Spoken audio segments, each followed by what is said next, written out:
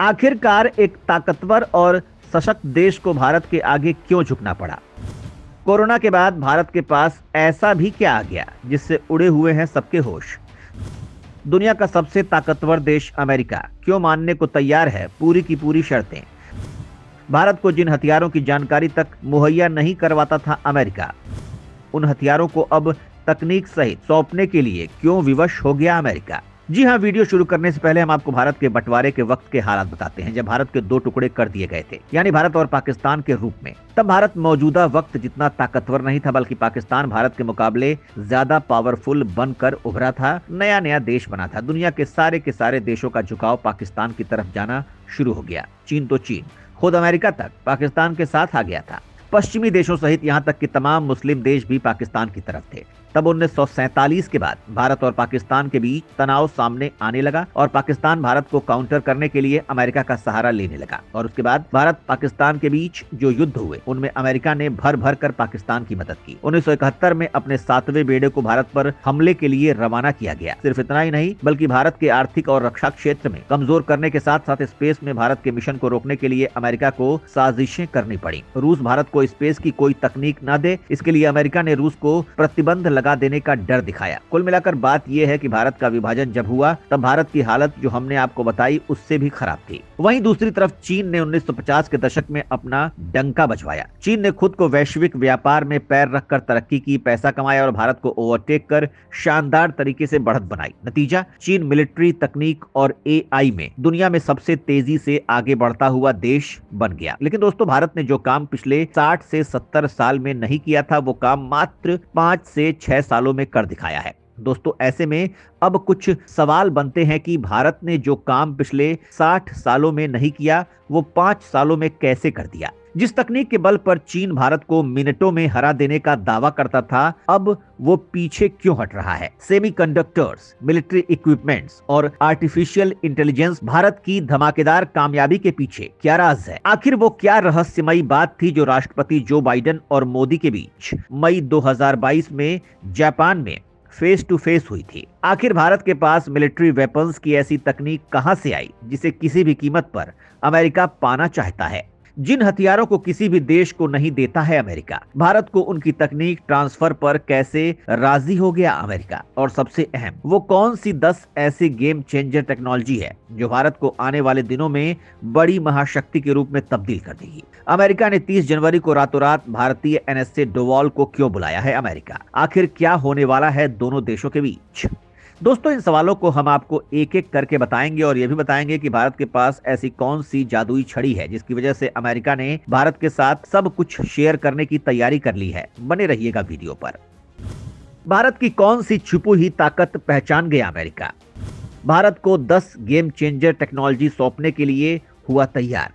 दोस्तों, सबसे पहले बात करते हैं स्पेस सेक्टर की। तो दुनिया का चौधरी यानी अमेरिका अपने स्पेस प्रोग्राम को लॉन्च करने के लिए बजट की परवाह नहीं करता है। जितना खर्च होना चाहिए उससे 10-20 गुना वो उड़ाता है ताकि मिशन ज्यादा तगड़ा लगे। ये एक सच्चाई है। आप कहेंगे ये भी कभी होता है क्या? तो इसका एक ही जवाब है, भारत का इसरो। इसरो ने स्पेस प्रोग्राम लॉन्च की पूरी कहानी ही पलट दी है। आप पूछेंगे कब? तो इसकी शुरुआत हुई इसरो के मंगलयान से। जब भारत ने अपने पहले ही प्रयास में मंगल पर अपना यान मंगलयान भेज दिया, वो भी सिर्फ 454 करोड़ रुपए में। इतने कम बजट में हॉलीवुड के फिल्में नहीं बनती और आजकल तो बॉलीवुड की भी नहीं बनती हैं। इसरो इसके पहले और सफल मिशन ने नासा के कान खड़े कर दिए। इतने कम बजट में और पहले ही प्रयास में यान सीधा मंगल ग्रह पर, ये कैसे हुआ? बस यहाँ से नासा ने इसरो को इम्पोर्टेंस देना शुरू कर दिया। आखिर ऐसी क्या तकनीक है भारत के पास कि पहले ही झटके में मिशन सफल हो जाते हैं? दोस्तों, दूसरी तरफ PM मोदी ने आत्मनिर्भर भारत के तहत और सबसे ज्यादा तो रूस यूक्रेन युद्ध के बाद अपनी खुद की तकनीक से ही हथियारों को बनाने का फैसला किया और सिर्फ 1 साल में भारत ने स्वदेशीकरण के झंडे गाड़ दिए।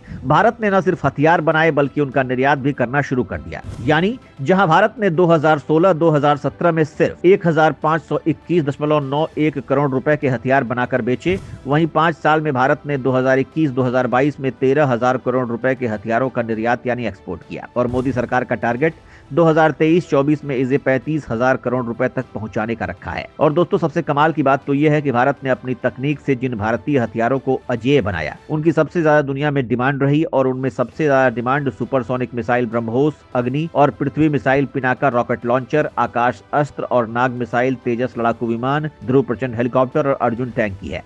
इन हथियारों को लेकर दुनिया भारत को प्री ऑर्डर तक दे रही है और भारत के हथियार खरीदने वाले देशों में अमेरिका और फ्रांस जैसे देश तक शामिल हैं। साथ ही भारत के बाकी के हथियार खरीदने के लिए नेटो के सभी सदस्य देश, जिसमें 30 देश शामिल हैं, वो सब के सब भारत के बने हथियार खरीदने के लिए ऑर्डर दे रहे हैं। स्पेस और डिफेंस के बाद जो तीसरी चीज है वो है तेल और गैस को लेकर भारत की जबरदस्त रणनीति। रूस यूक्रेन युद्ध के साथ ही गैस और तेल को लेकर पश्चिमी देशों ने रूस को बर्बाद करने के लिए प्रतिबंध लगाने शुरू कर दिए हैं। अमेरिका ने कई देशों को रूस से तेल और गैस खरीदने पर बैन ठोकने की धमकियां देना शुरू कर दिया है। भारत भी उनमें से एक देश था, लेकिन मौजूदा भारत किसी के बाप से भी नहीं डरता, न चीन, न अमेरिका और न ही किसी और देश से। लिहाजा मोदी सरकार ने तगड़ा गेम खेला और खाड़ी देश और जो तेल उत्पादक देश हैं, जो तेल की कीमतों पर मनमानी करते हैं, उनको धता बताकर रूस से तेल खरीदना शुरू कर दिया, वो भी बेहिसाब तेल। नतीजा अमेरिका के बैन धरे के धरे रह गए। भारत ने सारे रिकॉर्ड तोड़ते हुए दिसंबर 2022 में 10 लाख बैरल तेल प्रतिदिन के हिसाब से खरीदा, जिसके बाद भारत रूस का सबसे बड़ा तेल सप्लायर बनकर उभरा। यानी जो भारत 31 मार्च 2022 को रूस के तेल सिर्फ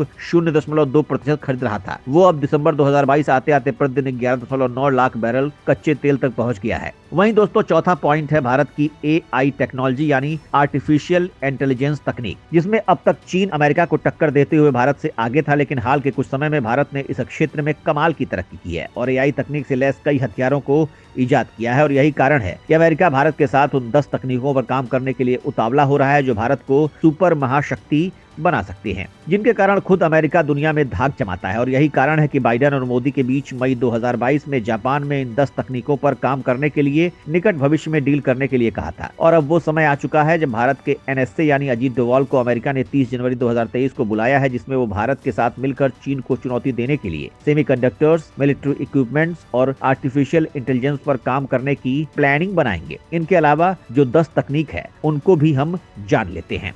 ये 10 तकनीक भारत के लिए होंगी गेम चेंजर।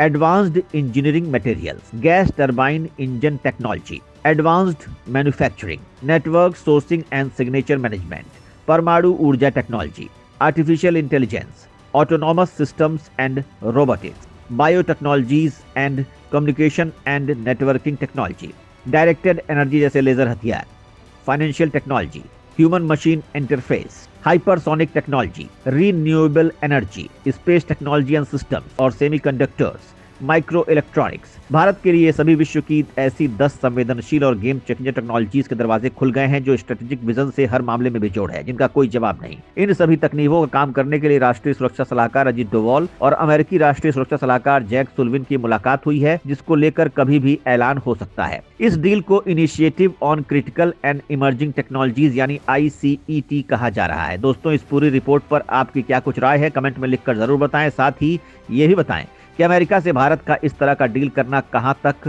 फायदेमंद साबित होगा।